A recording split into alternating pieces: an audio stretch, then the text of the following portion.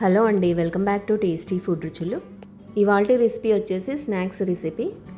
Evening స్నాక్స్లోకి ఇలా శనగలు పోపు వేసుకొని తింటే చాలా టేస్టీగా ఉంటుంది. ఇక్కడ నేను ఒక 2 కప్పుల వరకు శనగలు నానబెట్టి తీసుకున్నాను. మీరు కావాలంటే నైట్ అంతా నానబెట్టుకోవచ్చు, లేదా ఒక 5 to 6 అవర్స్ నానబెట్టుకున్నా సరిపోతుంది. ఇప్పుడు ఈ నానబెట్టిన శనగల్ని కుక్కర్లోకి యాడ్ చేసుకోవాలి.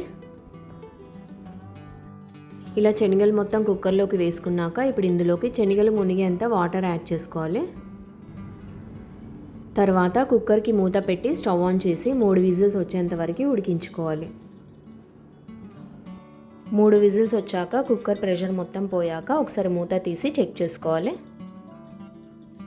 శనగలు ఇలా బాగా ఉడికిపోయిన తర్వాత ఇందులో ఉన్న వాటర్ అంతా తీసేసి వీటిని ఒక బౌల్లోకి తీసుకొని పక్కన పెట్టుకోవాలి. నెక్స్ట్ స్టవ్ పైన కడాయి పెట్టుకొని స్టవ్ ఆన్ చేసి ఇందులో 1 టేబుల్ స్పూన్ ఆయిల్ యాడ్ చేసుకోవాలి. ఆయిల్ హీట్ అయిన తర్వాత ఇప్పుడు ఇందులో 1/2 టీ స్పూన్ ఆవాలు అలాగే 1/2 టీ స్పూన్ జీలకర్ర వేసుకోవాలి.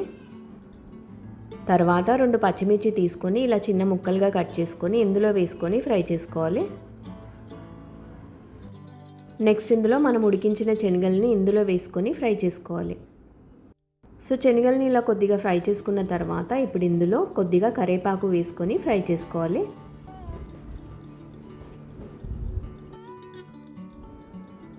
ఇలా కొద్దిగా ఫ్రై చేసుకున్న తర్వాత ఇప్పుడు ఇందులో 1/2 టీ స్పూన్ పసుపు అలాగే టేస్ట్కి సరిపోయేంత సాల్ట్ వేసుకొని మిక్స్ చేసుకోవాలి.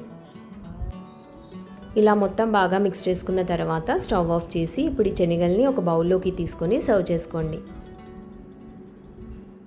సో ఇదండి శనగలు తాలింపు తయారు చేసే విధానం. ఒకసారి మీరు కూడా ట్రై చేసి చూడండి. ఈ వీడియో మీకు నచ్చినట్లయితే లైక్ చేయండి, షేర్ చేయండి అండ్ సబ్స్క్రైబ్ చేసుకోండి. Thank you.